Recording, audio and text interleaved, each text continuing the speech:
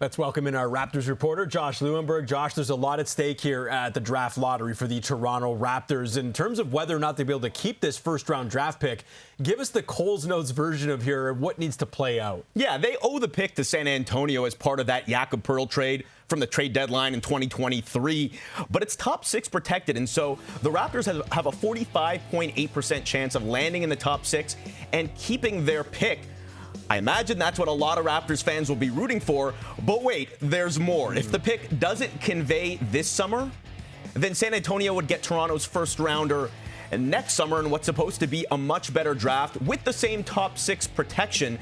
So it isn't clear cut whether they keep the pick or lose the pick this weekend. There are pros and cons to both scenarios. Now, in your opinion, would it be a disaster for the Raptors to not keep this year's first round pick or their higher of the first round picks?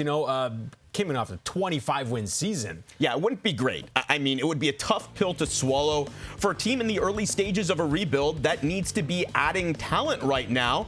But look, it's widely believed to be one of the worst and weakest drafts in recent memory.